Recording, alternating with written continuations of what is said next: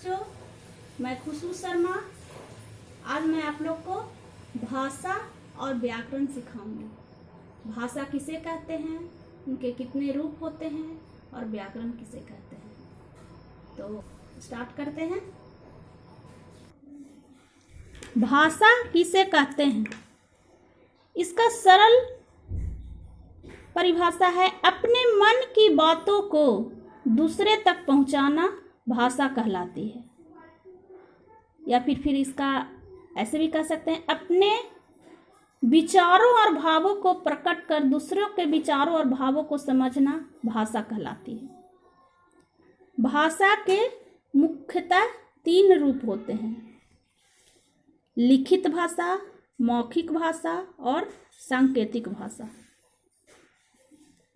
लिखित भाषा, जब हम अपनी बातों को दूसरों तक पहुंचाने के लिए कागज के पन्नों पर अपने भावों को लिखकर अभिव्यक्त करते हैं तो इसे लिखित भाषा कहते हैं। जैसे किताबें इसका अच्छा उदाहरण है।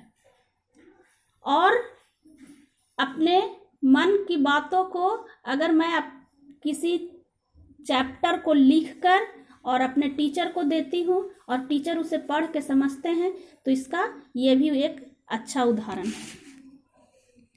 मौखिक भाषा, जब अपनी बातों को हम बोलकर दूसरों तक पहुंचाते हैं तो इस भाषा को मौखिक भाषा कहते हैं। जैसे दूरभाष, इसका एक अच्छा उदाहरण है कि एक तरफ टेलीफोन से मैं हेलो कह के अपनी बातों को दूसरे तक पहुंचाती हूँ और दूसरे आदमी उसको सुनकर उसको समझता है, तो ये मौखिक भाषा का उदाहरण है। सांकेतिक भाषा, जब हम अपने मन की बात को दूसरों तक इशारों से समझाते हैं तो उसे सांकेतिक भाषा कहते हैं।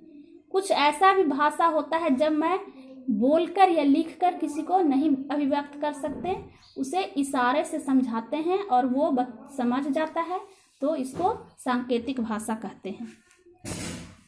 लिपि, किसी भी भाषा को लिखने के लिए कुछ विशेष प्रकार के चिन्हों का प्रयोग किया जाता है, उसे लिपि कहते हैं।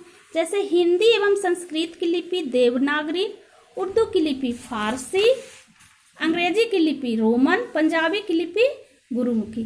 तो बच्चों, आप लोग भाषा की परिभाषा समझ गए। अपने मन के भावों को दूसरे तक पहुंचाना भाषा कहलाती है। भाषा के 3 रूप होते हैं: मौखिक भाषा, लिखित भाषा और सांकेतिक भाषा।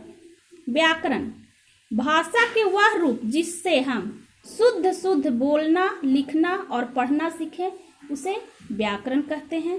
तो बच्चों, आज इतना ही। आगे के वीडियो में मैं कुछ और बताऊंगी। तब तक के लिए बाय।